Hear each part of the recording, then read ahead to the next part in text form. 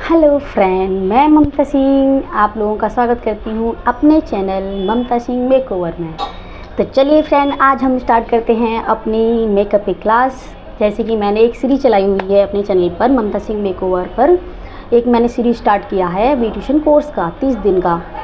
तो I hope आप लोग उसको अटेंड कर रहे होंगे, देख रहे होंगे फ्रेंड। तो आज है उसकी फ़र्स्ट क्लास।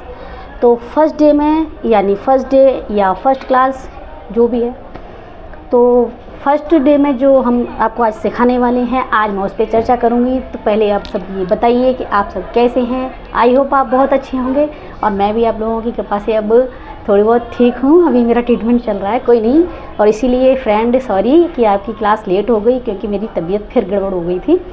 तो इसलिए अब मैं आपकी क्लास फिर से कंटिन्यू कर रही हूँ फ्रेंड। तो आप मेरे साथ इस वीडियो में बने रहिए और मैं स्टार्ट करती हूँ आज की क्लास। तो फ्रेंड, आज हम जानकारी देंगे आपको थ्रेड के बारे में और थ्रेड चलाने के बारे में। तो चलिए हम स्टार्ट करते हैं। तो सबसे पहले फ्रेंड, सबसे पहले आईब्रो बनाना सीखा जाता है। जो ब्यूटिशियन का कोर्स होता है उसमें सबसे पहले सीखा जाता है आईब्रो बनाना। और आईब्रो बनाने के लिए हमारे पास सबसे पहले होना चाहिए एक अच्छी क्वालिटी का थ्रेड। जैसे कि एक ही ऑर्गेनिक का जो थ्रेड आता है काफ़ी अच्छा आता है फ्रेंड, और इसकी क्वालिटी बहुत अच्छी है। ये देखिए, ये इस टाइप से आता है। एक और आता है फ्रेंड, ये देखिए, आप देख सकते हैं। और एक और आता है फ्रेंड, वो आता है वैनिटी का। उसका कलर होता है पिंक कलर में। वैसे मार्केट में कई प्रकार के थ्रेड अवेलेबल हैं, बट सबसे जो बेटर क्वालिटी है वो ऑर्गेनिक की है। मैं भी इसको यूज़ करती हूँ फ्रेंड। बहुत अच्छी क्वालिटी का धागा है, और जो काम करते समय मुझे जो वैनिटी का धागा आता है ना, वो बहुत जल्दी रफ़ हो जाता है और टूट भी जल्दी जाता है।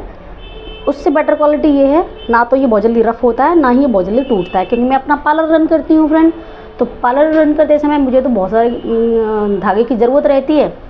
तो अब मेरे को ये, वैसे मैंने वैनिटी भी यूज़ किया है, बट मुझे बेस्ट ये लगा और मैं इसी को यूज़ करती हूँ। तो मैं भी आपको ये सजेस्ट करूँगी कि आप चाहे वैनिटी का ले लीजिए, चाहे ये इस वाले को ले लीजिए, लेकिन बेस्ट ये है। ऑप्शन आपके सामने है, आप जो भी लेना चाहें ले सकते हैं। ओके फ्रेंड, तो इसमें इस तरीके का धागा निकलता है फ्रेंड। ये मेरा खुला हुआ रील रखा हुआ है, मैं उसको दिखाती हूँ। ये मेरा बॉक्स रखा हुआ है, क्योंकि मैं सारे बॉक्स ही लेके आती हूँ फ्रेंड। क्योंकि मैं अपना पार्लर करती हूँ, तो पार्लर में तो बॉक्स से काम चलता है, 1-2 रील से काम चलता नहीं है फ्रेंड।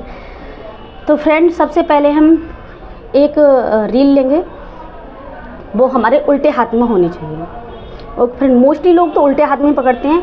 फिर जैसे भी आपको कंफर्ट हो आप ले सकते हैं। कोई इस हाथ में भी पकड़ता है। तो जैसे कि मैंने बताया, आपको जैसे कंफर्ट हो आप वैसे ले सकते हैं। तो सबसे पहले हम हाथ में पकड़ेंगे रील को, और जो धागे का एक सिरा होता है उसको हम अपने दांतों के नीचे दबाएंगे इस तरीके से फ्रेंड।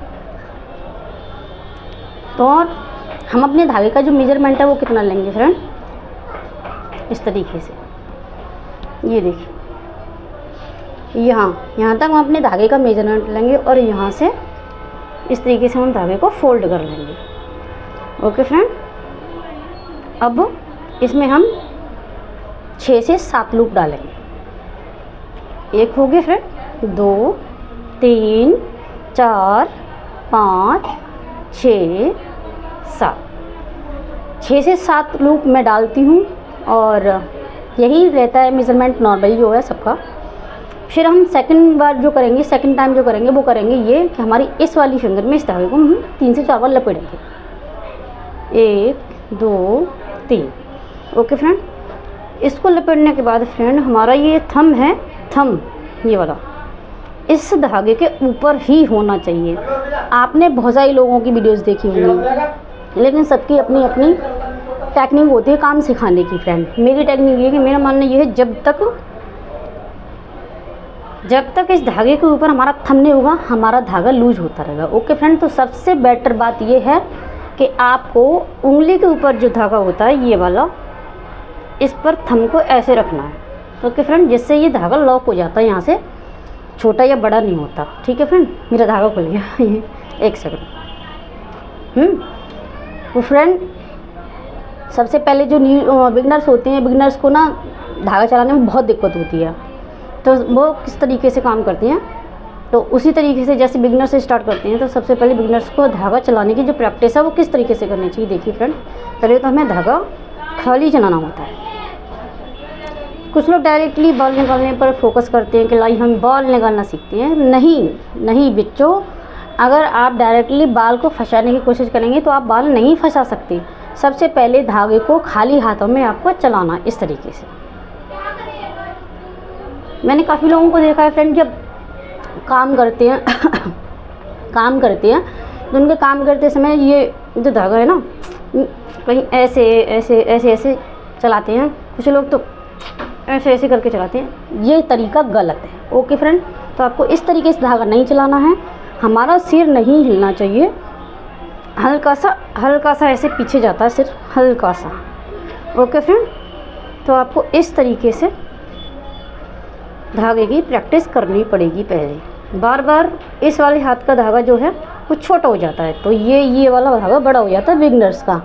जब बड़ा हो जाए धागा तो इसको थोड़ा सा लूज़ करके वही साथ इस कैंची को फिर से हम बड़ा कर लेंगे, ना कि कोई और टेक्निक अपनाएंगे। कुछ लोग ऐसे करके करते हैं, वो नहीं करना है। जब ये धागा आपका ये वाला बड़ा हो जाए तो आपको ऐसे करके छोटा करना और फिर वहीं के वहीं इस कैंची को चलाना। इसे हम सीजर बोलते हैं फ्रेंड। धागे से हमें ये सीजर बनाना होता है और सीजर से ही हम बाल को निकालते हैं, थ्रेड के बाल को, चाहे फॉरहेड का है, चाहे अपर लिप्स का है, चाहे आईब्रो का है, चाहे किसी भी तरीके का धागा है, बाल हम इस सीजर से ही निकालते हैं, धागे की सीजर से। ओके फ्रेंड, तो चलिए इस तरीके से हमें धागे की प्रैक्टिस करनी है। और हमारी क्लास में जो प्रैक्टिस कराई जाएगी आपको बिगनर्स लोगों को, तो सबसे ज़्यादा प्रैक्टिस धागे की ही होती है। ब्यूटिशियन के कोर्स में आपको सबसे ज़्यादा जो टाइम लगने वाला है वो थ्रेडिंग में ही लगने वाला है, क्योंकि ये जो होता है ना पार्लर के अंदर, मेरे अकॉर्डिंग सबसे ज़्यादा टफ काम होता है थ्रेडिंग को अच्छे तरीके से सीखना। उल्टा सीधा धागा तो कोई भी चला लेता है फ्रेंड। अच्छा फ्रेंड, मेरे ये बताने के तरीके में या आपको जिस तरीके से मैंने बताया है उस तरीके से आपको करने में कोई भी प्रॉब्लम आ रही हो तो आप मुझे प्लीज़ कमेंट बॉक्स में बताएं।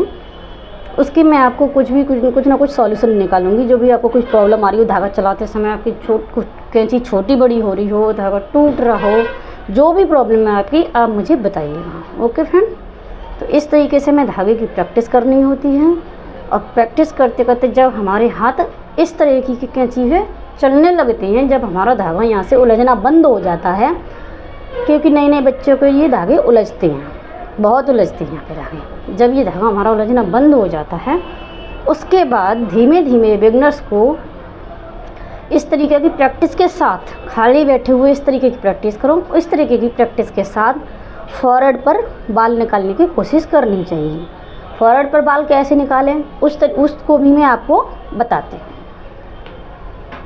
तो गाइस, सबसे पहले हम जो है ना फॉरहेड से पहले आपको हम धागा फंसाना बताते हैं। वो बताते हैं हम आपको हाथ पर। देखिए इस तरीके से हमें धागा चलाना चाहिए, पहले हाथ पर ट्राई करना चाहिए, उसके बाद ही हम फॉरहेड पे जाएं तो ज़्यादा बेटर होगा।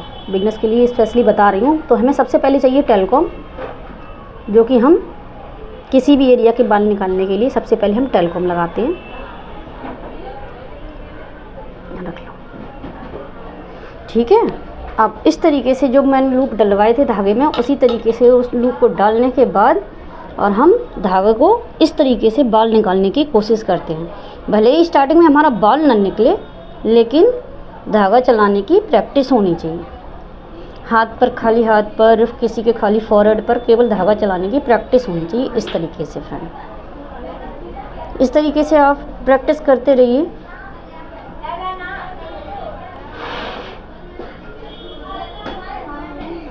ऐसे आप धागा चलाते रहेंगे तो बहुत जल्दी आपका धागा कवर भी होगा और आप बाल फंसाना भी सीख जाएंगे। अगली वीडियो में आपको बता दूंगी फ्रेंड मैं कैसे आपको बाल फंसाना है। और फॉरहेड, अपर लिप्स, ये फर्स्ट क्लास का ही हिस्सा है, फॉरहेड और अपर लिप्स। और ये हाथ पे धागा चलाना तो आपको धागा चलाना सीखने के लिए हाथ, फॉरहेड और अपर लिप्स पे तो जब जाइएगा जब आपका धागा अच्छे से चलने लगे, नहीं तो वहाँ पर बहुत ज़्यादा पेन होता है फ्रेंड।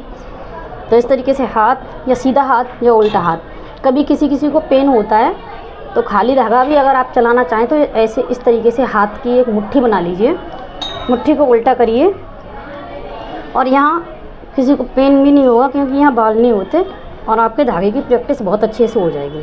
मुट्ठी के पीछे इस तरीके से हाथ टाइट हो जाता है तो स्किन भी नहीं आती है और सबसे बेस्ट जगह है ये धागा चलाने की प्रैक्टिस करने की, क्योंकि यहाँ कोई दिक्कत नहीं होती है। आराम से धागा, ना तो कट लगता है ना पेन होता है, और इस तरीके से आप प्रैक्टिस कीजिए। ओके फ्रेंड, इस तरीके से धागे की प्रैक्टिस करिए।